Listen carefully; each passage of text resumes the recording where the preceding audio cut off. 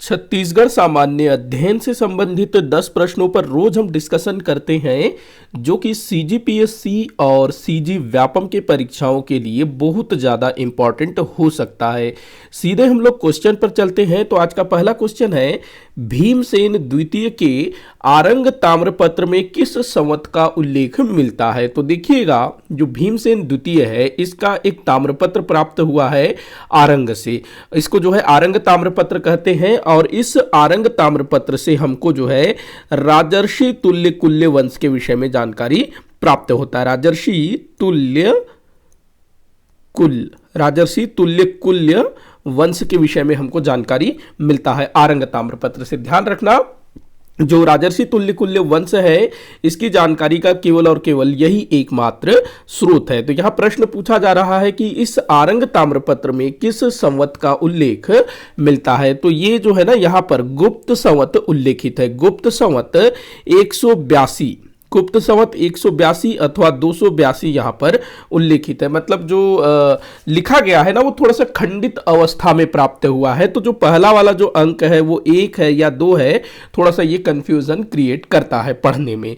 तो 182 अथवा 282 गुप्त संवत इस आरंग ताम्रपत्र में उल्लेखित है, जिससे हमको राजर्षि तुल्य कुल्य वंश के विषय में जानकारी प्राप्त होती है। और यह ताम्रपत्र भीमसेन द्वितीय द्वारा जारी किया गया था। अगले क्वेश्चन की अगर हम बात करें तो वो है, सरभपुरीय शासक महासुदेव राज के ताम्रपत्र प्राप्त हुए हैं। तो सरभपुरीय वंश के शासक थे महासुदेव राज।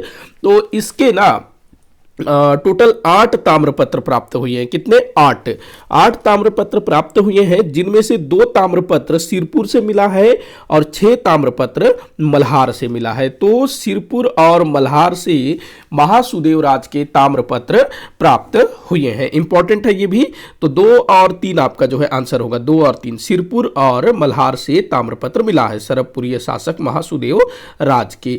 अगला क्वेश्चन है, पुष्करी किस वंश की राजधानी थी? पुष्करी, तो ये जो पुष्करी है ये नल वंश के शासकों की राजधानी थी। नल वंश के शासकों का वाकाटक वंश के शासकों के साथ लंबा संघर्ष चला था। वाकाटक वंश के शासकों की राजधानी कहां थी? तो नंदीवर्धन।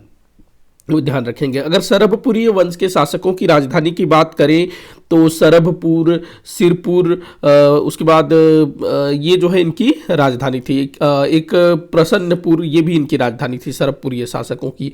नागवंशीय शासकों की राजधानी बारसूर, चक्रकोट, इसको ध्यान रखना।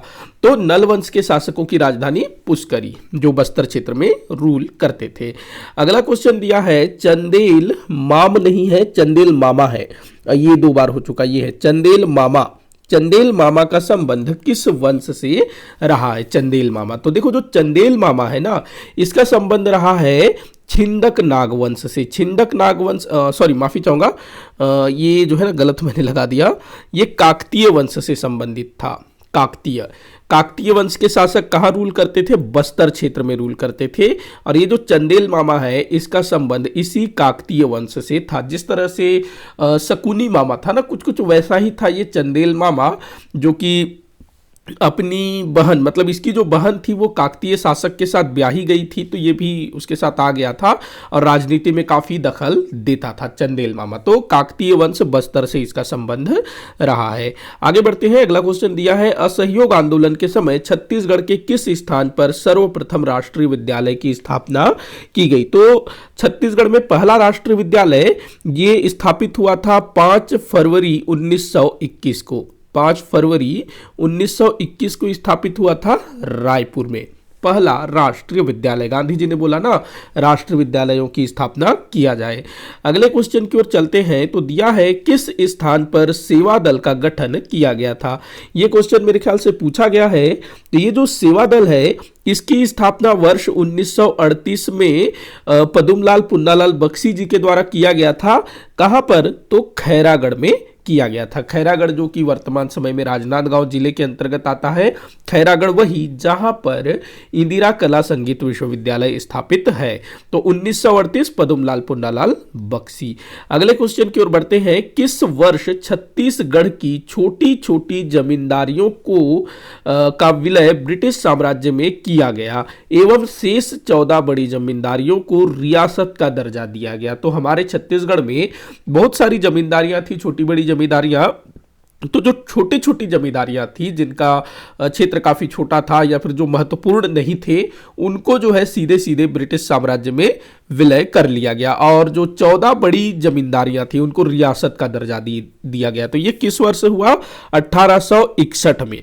ध्यान रखना, 1861 में छोटी छोटी सभी जमींदारियों को सीधे ब्रिटिश साम्राज्य में मिलाया गया और 14 बड़ी जमींदारियों को रियासत का दर्जा दिया गया, जिसमें बस्तर, कांकेर, राजनांदगांव, छुई खदान, सक्ती, कवर्धा, खैरागढ़ ये सब शामिल थे ना।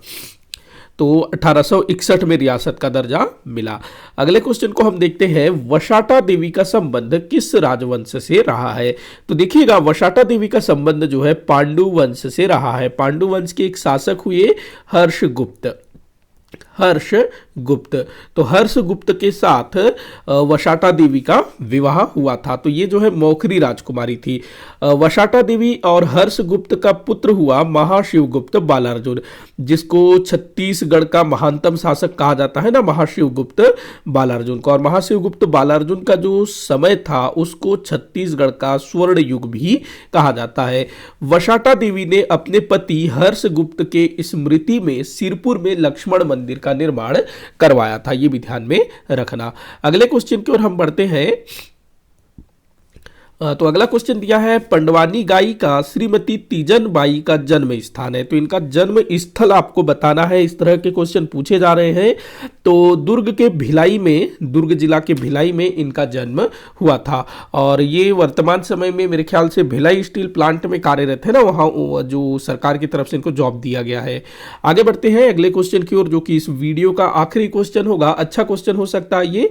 श्रीमती फूलबासन बाई यादव को वर्ष 2012 में किस क्षेत्र में उत्कृष्ट कार्य करने के लिए पद्मश्री सम्मान से सम्मानित किया गया? तो देखो, फूलबासन बाई यादव, इनका संबंध ना समाज सेवा से है। सामाजिक कार्यकर्ता है जो कि महिला उत्थान और बालिका शिक्षा इन सब चीज़ों के लिए काम करती है। अनाथ बच्चों को गोद भी ये लेती है और उनको पढ़ाने लिखाने का, उनके रहने खाने का व्यवस्था करती है। इनका ना एक संगठन है जिसका नाम है माँ बमलेश्वरी जनहित कार्य समिति, जिसके द्वारा ये जो है ना समाज सेवा का कार्य करती है।